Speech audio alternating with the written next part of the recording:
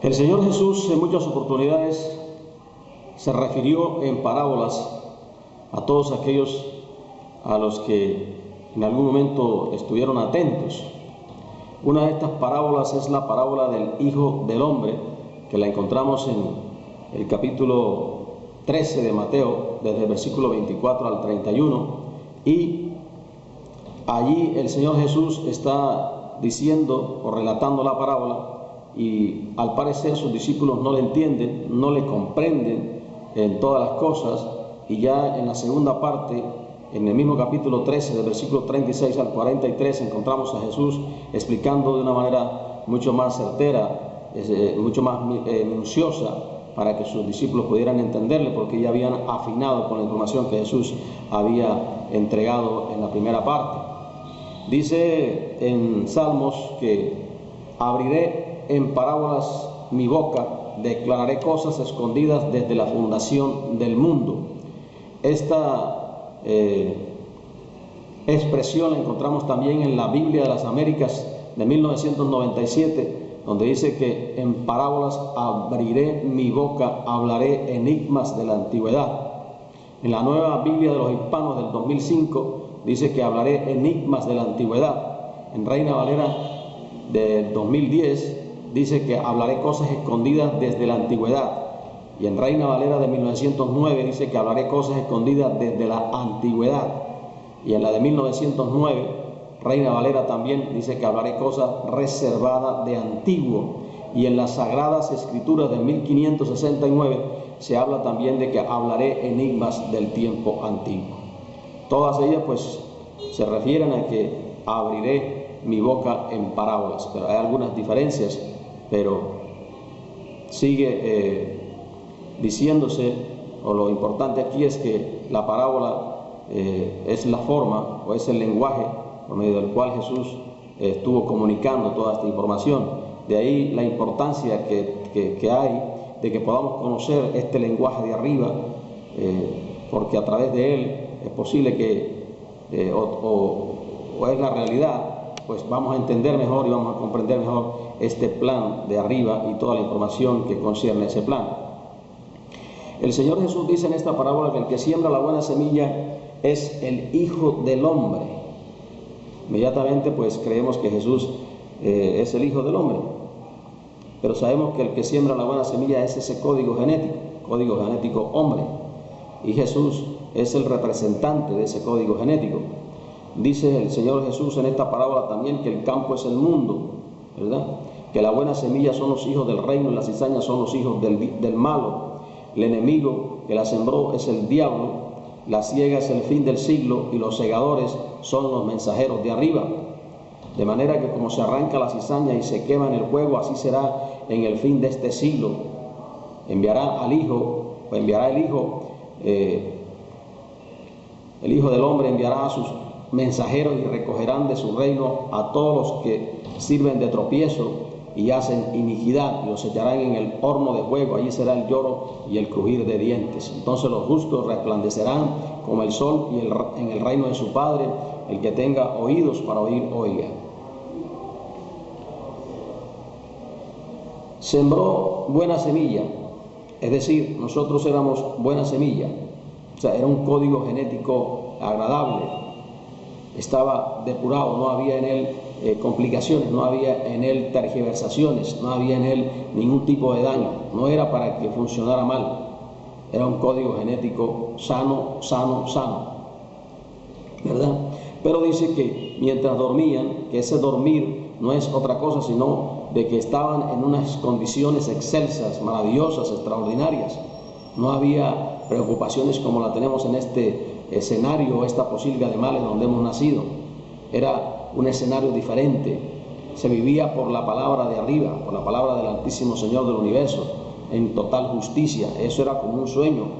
Así podemos recibirlo. Entonces, mientras se vivía en esas condiciones excelsas, en la gloria del Padre, bajo las normativas de arriba y con la justicia y el amor del Padre, entonces el enemigo siembra una semilla, la concibe, la cranea, la manipula, ¿verdad? Y la entrega al campo. Ese campo es el mundo, es el universo, ¿verdad? Y la deja, no la sembró y se fue, ¿verdad? Es por eso entonces que el Señor Jesús nos está ofreciendo, o viene en el tema de ofrecernos una salvación, una restauración, ¿verdad? Una renovación, una resurrección. La resurrección sabemos todos vamos a tenerla porque todos resucitarán, pero no todos van a disfrutar de la gloria del Padre. Pero sí se está prometiendo por parte de Jesús una salvación, es decir, escaparse de este escenario que va a tener problemas al final del siglo, con la ciega que nos dice aquí la parábola.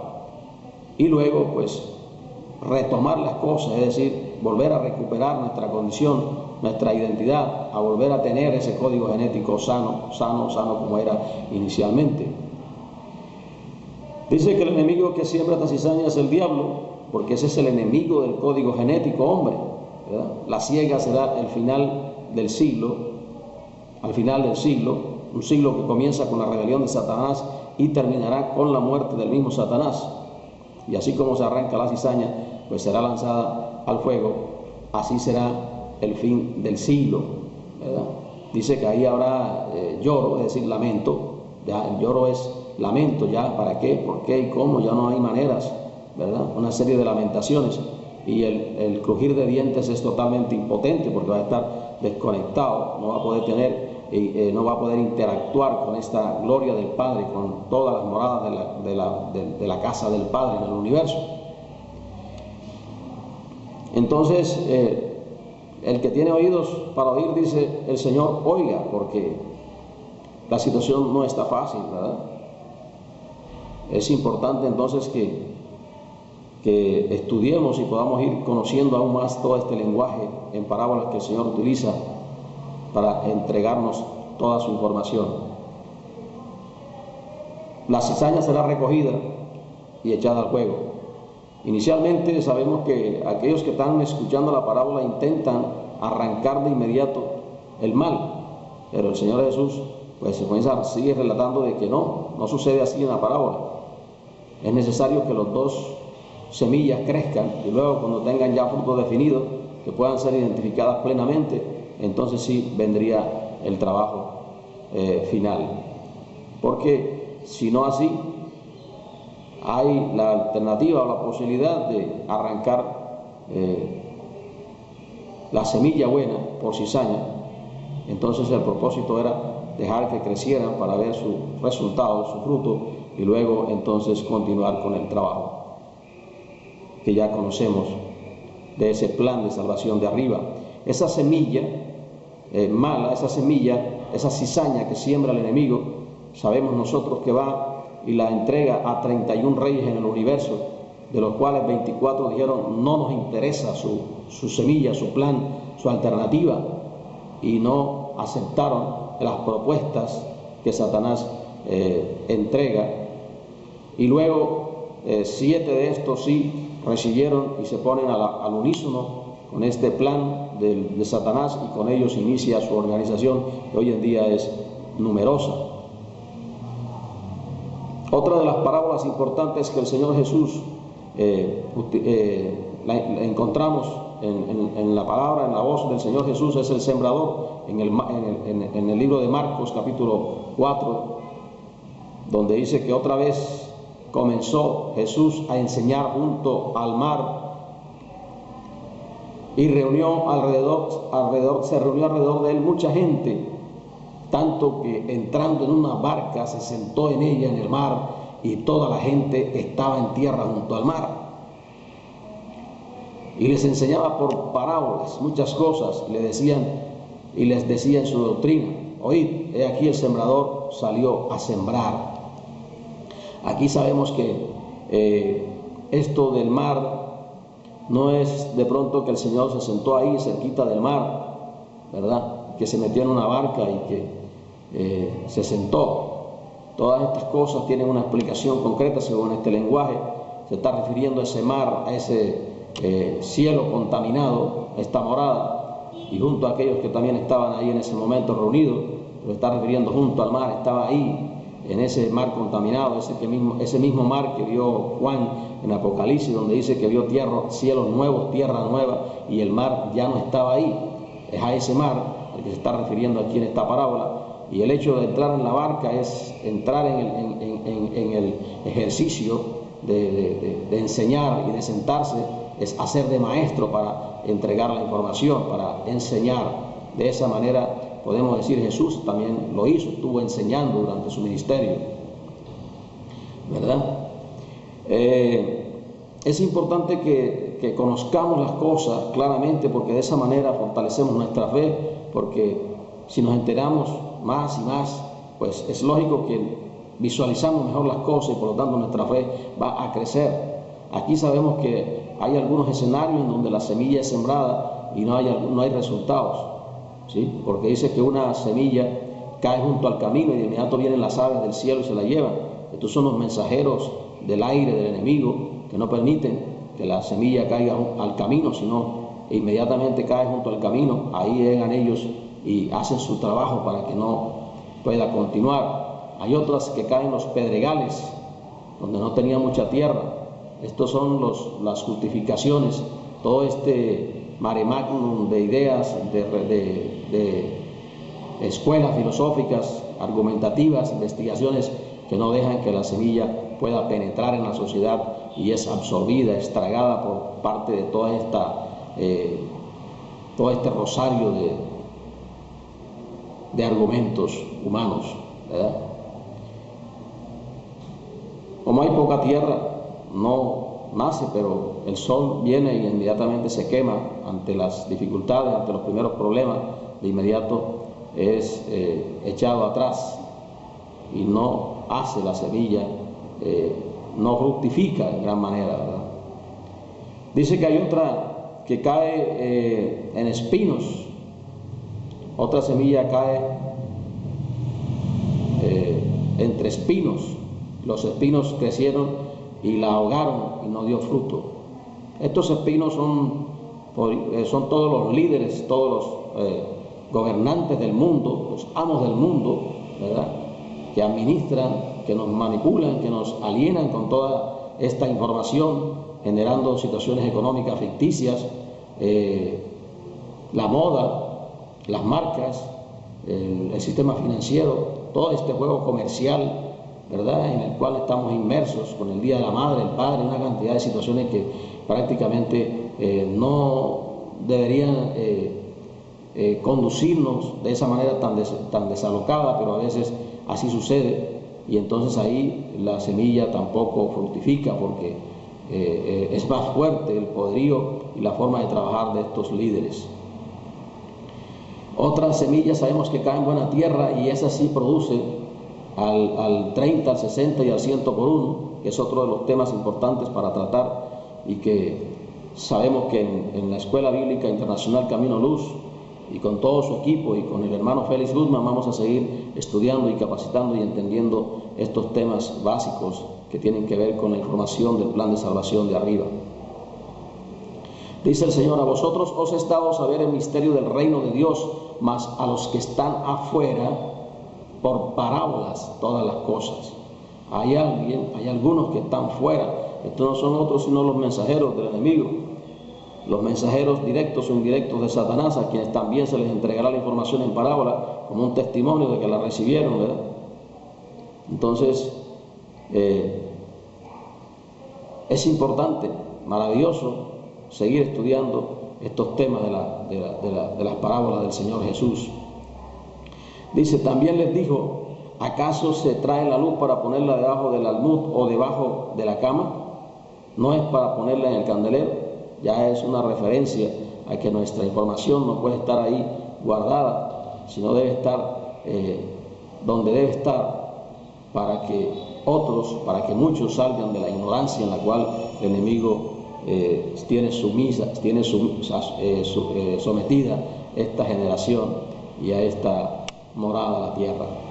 Ya esta parte, más que todo, es después del arrebatamiento, ¿verdad? Porque no hay nada oculto, dice el Señor, que no haya de ser manifestado, ni escondido, que no haya de salir a la luz. Si alguno tiene oídos para oír, oiga. Ya esto es para después de la tribulación. Otra de las parábolas que el Señor utiliza y que es muy fuerte en estos tiempos es la parábola de las 10 vírgenes, que sabemos que esta parábola es una piedra en el zapato, podríamos decir, para todas estas organizaciones religiosas de este tiempo que están entrando, que han entrado y que están predicando el evangelio de la prosperidad, que venden el evangelio, que hacen los pactos, que trae la ofrenda, que el Señor te va a dar el doble, vende la casa, una cantidad de situaciones que no están a la par con el evangelio, con la verdadera buena nueva del Señor Jesús. En Mateo capítulo 25, versículo 1 al 3, encontramos esta parábola de las vírgenes. Son 10 vírgenes. ¿Por qué son 10? Ese es el número perfecto, no es el 6 y el 7, es el número 10, el perfecto.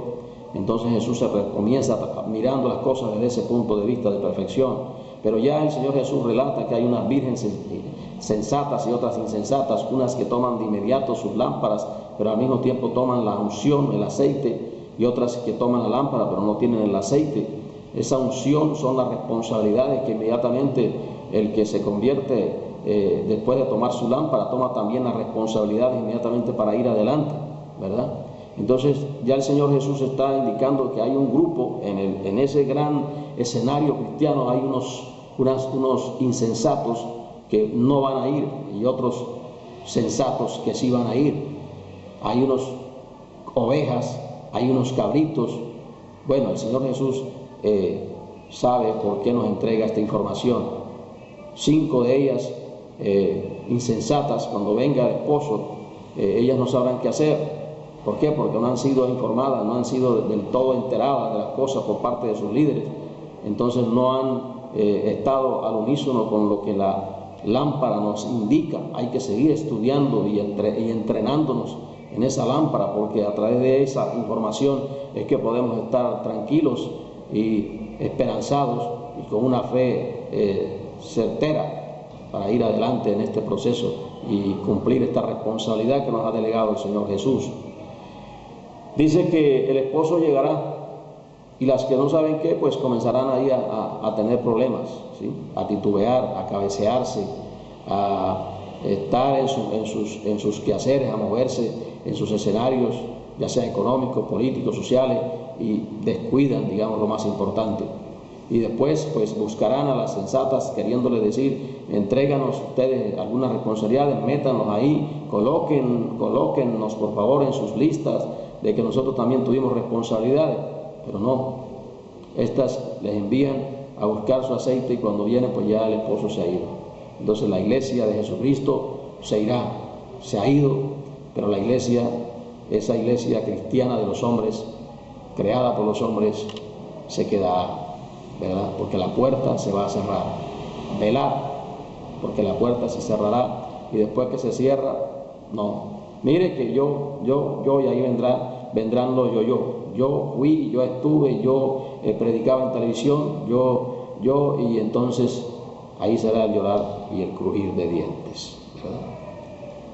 Apartados de mí, hacedores de maldad, yo no los conozco. Si eso va a ser de esa manera, pues a quien Jesús le diga así, ¿cómo podemos decir que se salvó? Tremenda cosa, ¿verdad?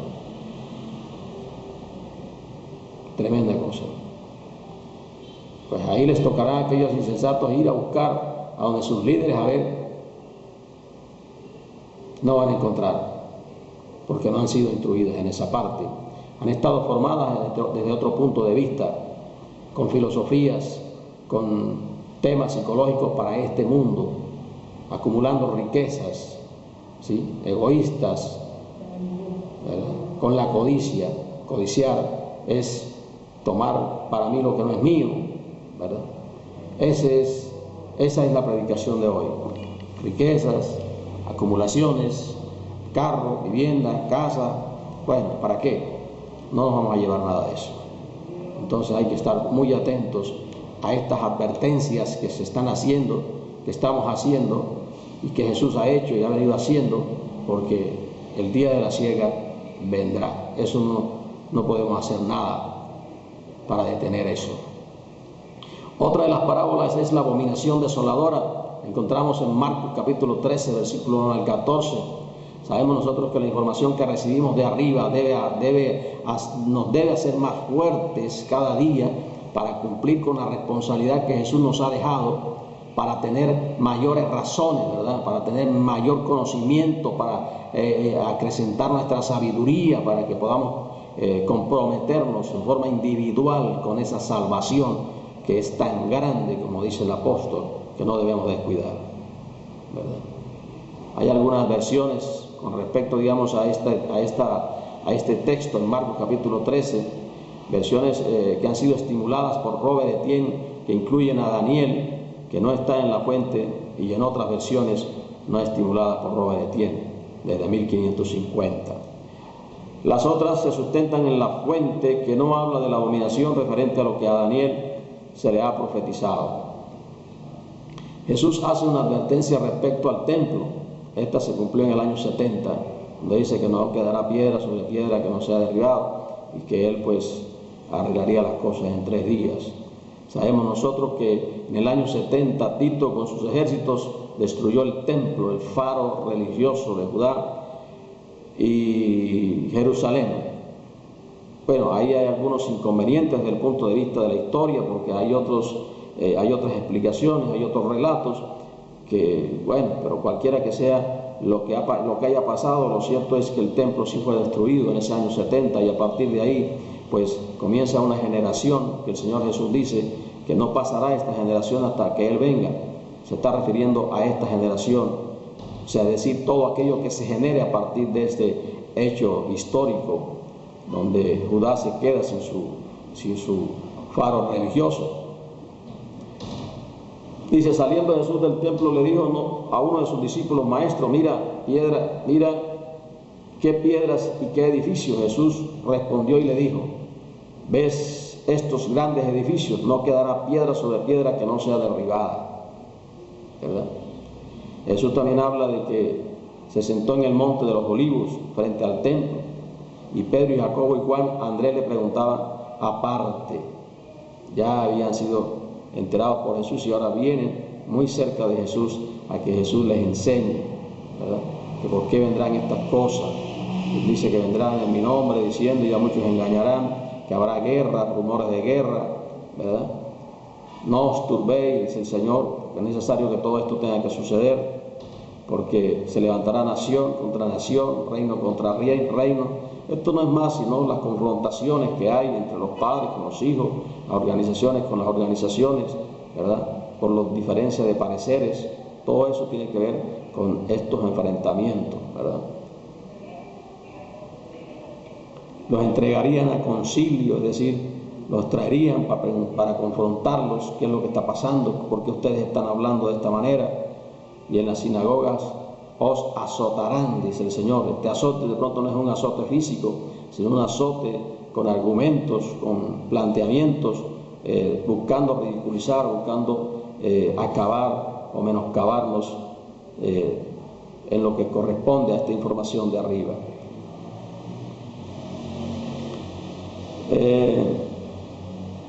El hermano entregará a muerte a su hermano. En ese ejercicio de confrontación se morirán los unos a los otros, ¿verdad? Matarse no es solamente físicamente, es confrontarse, es quién gana a quién desde el punto de vista de sus convicciones, ¿verdad? Dice el Señor: ¿acaso se trae la luz debajo del almud o debajo de la cama? No es para ponerla en el candelero. Es la misma situación que planteábamos en la parábola anterior. Si alguno tiene oídos para oír, oiga. Entonces fíjense que en ese tiempo pues algunas cosas se están refiriendo a aquel tiempo, otras se están refiriendo a las cosas que están sucediendo en este tiempo, que sucederían al final del tiempo. En la época cuando fue tomado el templo y destruido, pues eso fue también, podríamos decir, una gran tragedia, unas confrontaciones extraordinarias. Hubo problemas, hubo terremotos en el sentido desde el punto de vista social, político, económico. Hubo hambres, madres que se comieron a sus hijos. O sea, fue algo terrible, ¿verdad? Algo fuerte. Entonces no solamente Jesús está hablando de terremotos telúricos desde el punto de vista de que las capas tectónicas se muevan, está hablando también de otro tipo de terremotos. Es posible de esos terremotos que hoy en día también se están diríamos, provocando por la mano del hombre, ¿verdad? Utilizando todas estas leyes, todas estas investigaciones desde el punto de vista físico, desde el punto de vista químico, desde el punto de vista atómico, no sé, tantas cosas que hoy en día, ¿verdad? Hay que enterarnos, hay que estar enterados, porque hoy también están habiendo terremotos, dice el Señor, que en los últimos tiempos habrían también todas estas cosas, ¿ves? Terremotos en los países árabes, ¿verdad? Gobiernos que eran de tradición permanente para toda la vida, monarquías, hoy en día están teniendo cambios en sus estructuras políticas y ahora están asumiendo otra forma de políticas, ¿verdad? Sistemas económicos en problemas, las bolsas de los negociantes, los comerciantes, está fluctuando, está teniendo problemas, ¿verdad? Hay terremotos también a ese nivel. España tiene problemas económicos, Grecia, Italia, y así hay una cantidad de cosas que no sabemos si realmente son como tal o si hay unas manos de algunos fuertes que están intentando pues gobernar este mundo y hacerle algunos cambios y producir y poderlo manejar a su antojo y a su manera. Entonces es importante que podamos estar claros, que podamos estar nítidos, que vayamos conociendo, que podamos recibir esta información de arriba como alimento sólido para poder estar más fuertes, para poder tener una fe mucho más férrea y hacer el ejercicio que nos corresponde como mensajeros de arriba. Una de las situaciones importantes que nos sucede al momento de enterarnos de esta información y que es el bautismo, ¿verdad? Sabemos que el bautismo es un ritual que no se inicia en el reino de los cielos, porque allá no hay que renunciar absolutamente a nada, no hay necesidad de renunciar a un reino o a una familia o a cualquier otro estatus, porque allá no hay ese inconveniente. Esta situación de lo que es el bautismo fue una exigencia del enemigo, de Satanás, ¿verdad? De pedirle a sus seguidores que renunciaran de la familia de los cielos para que pudieran continuar con él. De esa única manera pues serían ya aceptados en forma plena en la organización de Satanás. Luego sabemos que antes de Juan pues se dieron en algunos pueblos estas formas de bautismo, pero Juan el Bautista viene entonces con una misión de hacer las cosas en forma diferente, es decir, lo contrario, para que todo aquel que se bautizara pues dejara atrás todas sus transgresiones y comenzar a vivir de acuerdo a la normativa de arriba. Sabemos nosotros que cuando nos bautizamos lo que hacemos es renunciar a este sistema, ¿verdad? Salir de la periferia, de la mundanalidad, y se va adentro a las aguas, a las multitudes, donde el matador va a hundirlo para que muera y luego levantarlo para resucitar y comenzar a vivir de acuerdo a una normativa de arriba. Y a partir de ese momento comienza a ser responsabilidad del Espíritu Santo de Dios para que sea formado en esta nueva vida. Es un nuevo nacimiento, es decir, es nueva criatura a partir de ese momento, y ya de ahí pues se considera sano, es decir, justo, ¿verdad? Todo ese expediente anterior no es tenido en cuenta a partir de ese momento, cuando se acepta, cuando se recibe el plan de salvación y se confirma diciendo: yo renuncio a estas cosas porque ahora hago parte del equipo de arriba como mensajero del Señor Jesús. El siervo útil se irá, el siervo, los cabritos posiblemente se quedarán. No hay que jugar, ¿verdad? Hay que estar muy atento. Si usted recibió el bautismo, ya renunció y enseguida pues no va a ser un super santo, porque sabemos que va a haber muchos inconvenientes, ¿verdad? Es un proceso para que podamos llegar arriba de la mano del Señor Jesús, y es a través de un solo camino, es un solo camino. Aquí no hay muchas veredas para ir al Padre, es a través del mismo Jesús, ¿sí? Es el único camino que nos conduce al Padre. Aquí no hay nada de espiritualidades ni de situaciones místicas ni algo por el estilo, ¿verdad? Se llegará con un cuerpo, con un código genético establecido, conocido, ¿sí? En la palabra encontramos que el que come de mi carne y bebe mi sangre tendrá vida eterna, porque yo lo resucitaré en el día final. Esto está en Juan capítulo 6. ¿Sí? Muchos no han entendido estas cosas y lo más seguro siguen en cuestiones religiosas, en rituales, ¿verdad? Pero Jesús habla un lenguaje de su pueblo, ¿verdad? De una mentalidad netamente judía. Jesús era judío, nada de romanticismo como nosotros, que en la parte de todos los que tenemos acá el lenguaje romance, pues somos muy fáciles a explicar las cosas con mucho palabrerío, con mucha secuencia de frases para el estilo poético, buscando decirlo de otra manera. Pero el Señor Jesús es concreto, ¿sí? Jesús fue muy claro: es el que come mi carne, es aquel que se responsabiliza conmigo, dice el Señor, ¿verdad? Que participa de lo que Él hace, obedece al Señor. Aquí no es de que si yo quiero no puedo, no, aquí es de obedecer, es hacerlo. Beber de tu sangre es tener la unción, es recibir la responsabilidad desde arriba, ¿verdad? Comprometerse con el Señor Jesús, ¿sí? Y a ese el Señor va a resucitarlo en el día final. Toca entonces examinar ese cristianismo que estamos llevando, a ver si realmente lo que queremos es sentir el Espíritu Santo, irnos al piso, levantarnos y mañana seguir las mismas cosas y no tener el compromiso que el Señor quiere. Él quiere que seamos siervos útiles, siervos útiles. Él dice: carga tu cruz y sígueme, es decir, lleva ahí contigo toda tu vida, todo tu proceso, todos sus altibajos, como también tus alegrías, tus tristezas, tus éxitos y tus fracasos, pero yúgate conmigo para que las cosas sean fácil, ¿verdad? Formemos parte de lo que está haciendo el Señor Jesús, ¿verdad? Que todos esos talentos que el Señor entregó a quien Él ha creído conveniente, lo ha hecho, y esos talentos de pronto no son un sinnúmero de cualidades, porque esas cualidades de pronto están en la mayoría de la gente, de una manera o de otra, o en una forma y en otra, para unas cosas y para otras. Pero aquí en estos talentos que se refiere, la palabra se refiere más que todo a finanzas para desarrollar esta obra de arriba. Y bueno, el Señor dará cuenta de aquellos a quienes le ha entregado ese talento para que teniendo las capacidades lo desarrollaran, y algunos pues no van a hacerlo de esa manera.